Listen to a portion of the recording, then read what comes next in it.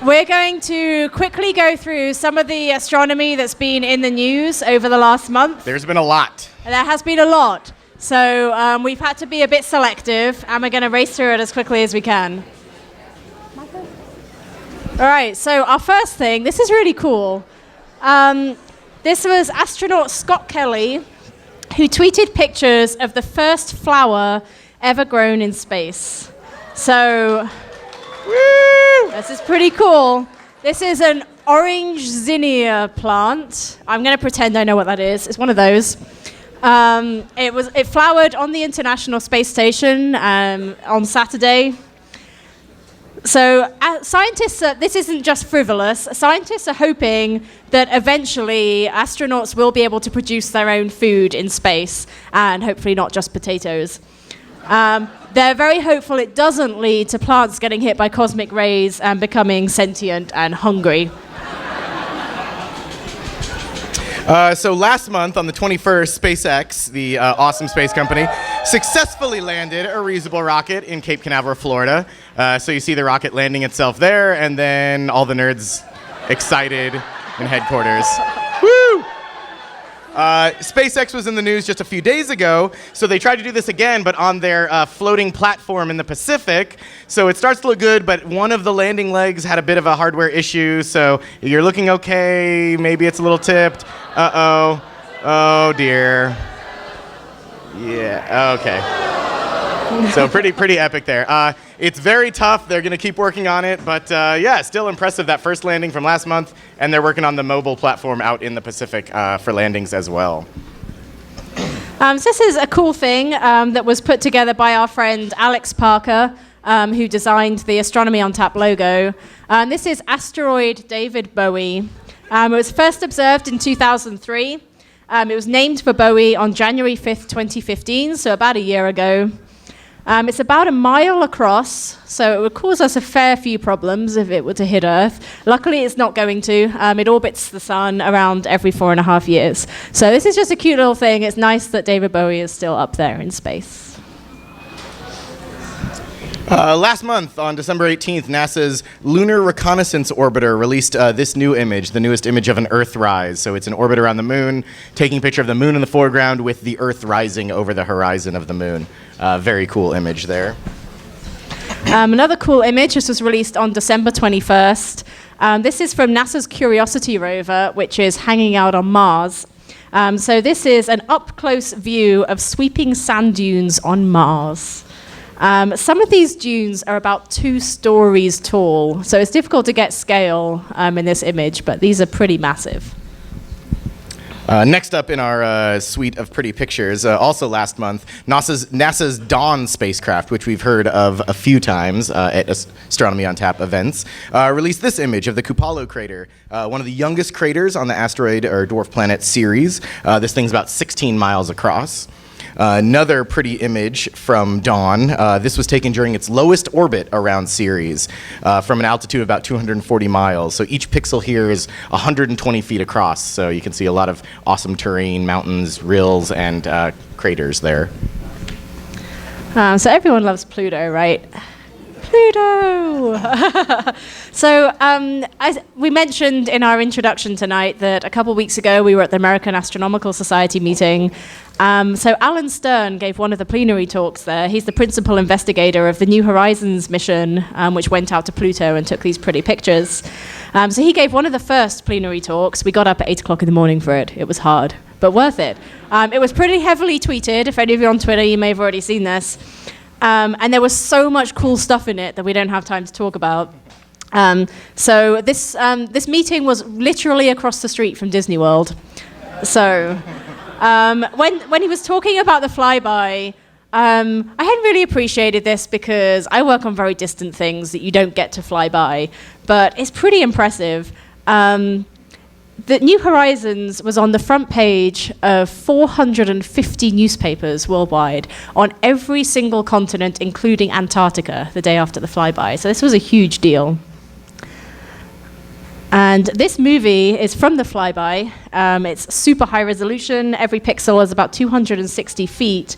So the thing that I hadn't appreciated was this is really difficult to do because you're aiming at a moving target, right? And Pluto in particular doesn't follow the plane of the rest of the solar system. It goes above and below. So you have to hit it at this exact point where it's passing through the plane of the solar system.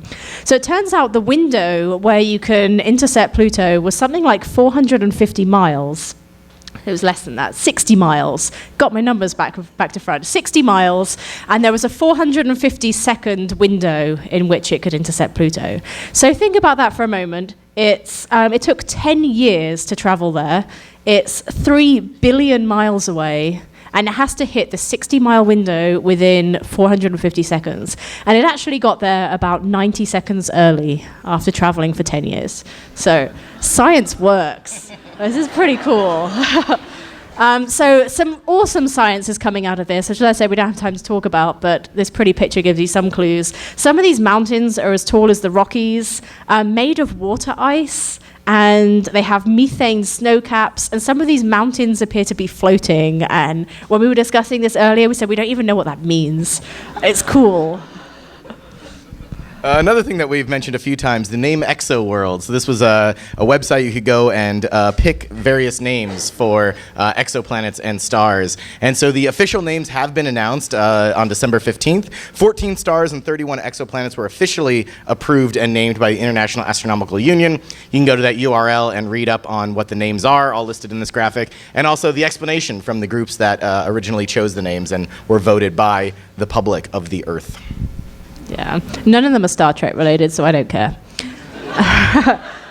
So Wolf 1061, this is a red dwarf star. So anyone a fan of the TV show Red Dwarf? Yay! There are some British cult TV nerds here. That's awesome. So this is a red dwarf star that's only 14 light years away. So that might sound really far away, but it's really, really close.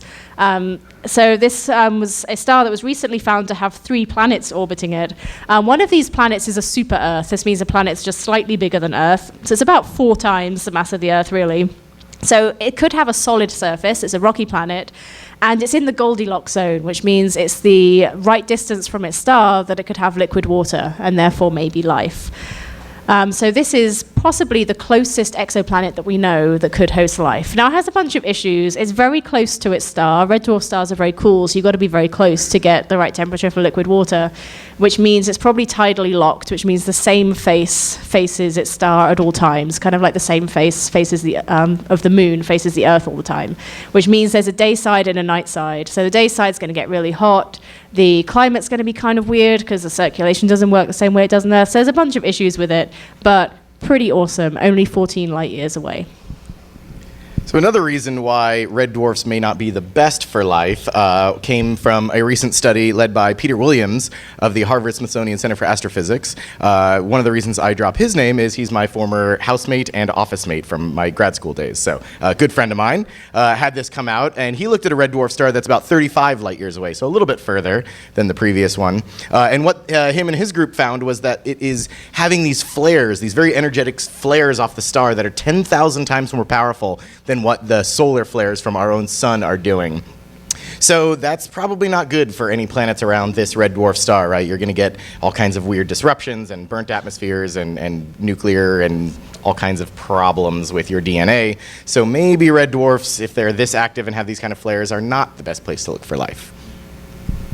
Another place you could look for life, though, and this is a story that came out during the AAS meeting that we were at and got some coverage in the press. This is a globular cluster. If you were at the last Astronomy on Tap ATX in December, you heard all about these from Dr. Hui-Young Kim, talking about globular clusters. These are clusters of thousands, hundreds of thousands to millions of stars, all bound together by gravity. They're some of the oldest stars in the Milky Way. So at the AAS meeting that we were just at, Rosanne DeStefano from the Harvard-Smithsonian Center for Astrophysics said that a globular cluster might be the first place in which intelligent life is identified in our galaxy. So this isn't something that really been considered before because, as I said, these stars are really, really old. What this means is they formed when there weren't a lot of heavy elements. To get heavy elements, you have to have things that have gone through stars, been fused from hydrogen into heavier things, and then exploded back out into the interstellar medium. So these were formed at a time that hadn't happened a lot. So there's not very many heavy elements, so it was thought unlikely that you would get life out of that. However, the flip side of that is these stars have been around a really, really long time. So if it takes a long time to form life or to form civilizations, then these stars have had plenty of it, far more than the sun has. So it might be a good option for going to look for life.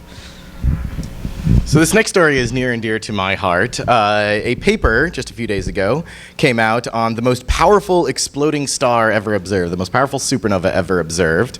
The object was discovered June 14th of last year, but the paper just came out recently. And right after discovery, in the sort of first month after discovery, people knew that this was an interesting, very powerful explosion, including our group here. We had a flurry of emails. You'll notice my name on there. A couple of other alums of AoTATX, Professor Quantum, who's in the back there, Copernicus from last month. Flurry of emails of what's going on, is this weird, are they wrong? Lots of cool stuff going on. So if we go back to the picture of the supernova, it's not that exciting, but what we did measure and what other groups did measure in this paper pointed out was this supernova is 570 billion times brighter than the sun. This is one star that's exploded that is 20 times brighter than all of the stars in the Milky Way galaxy combined. So this is by far the most powerful, most luminous, most energetic supernova we've seen. It's about 3.8 billion light years away, which is pretty far, but not crazy. But we really don't have a good theory explaining how you can get this powerful of an explosion. So theorists got to come up with all kinds of new crazy stuff to explain wacky, giant exploding stars like that. So this is my favorite thing. We've talked about Tabby's star, also known as the WTF star for Where's the Flux?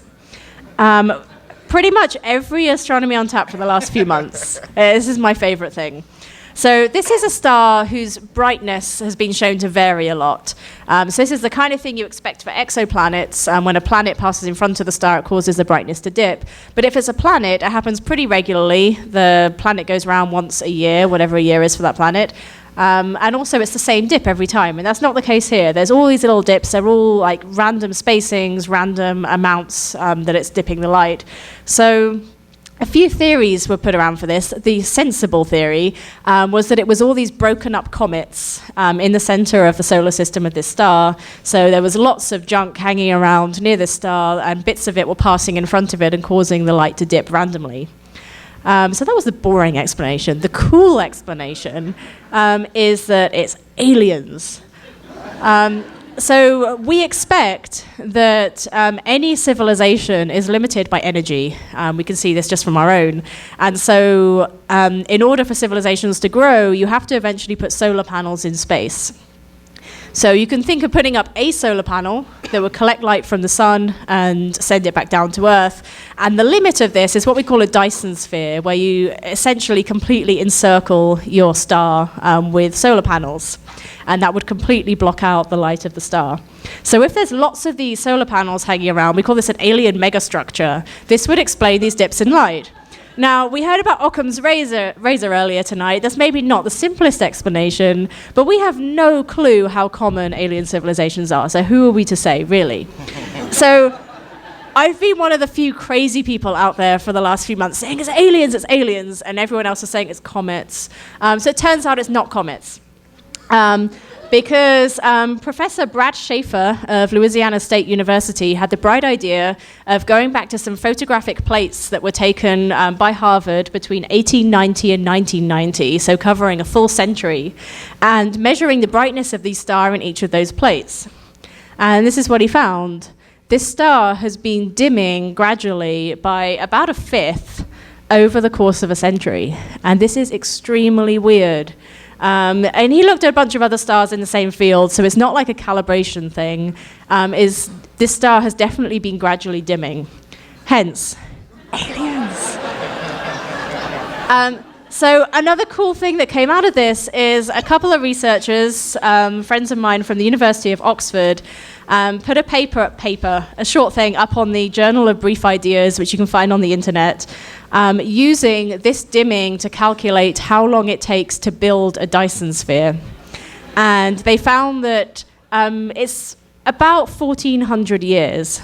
And they make the point that it's very difficult to get approval for building projects that last more than an election cycle. So, therefore, we can conclude that elections in this civilization take place less than once a millennium.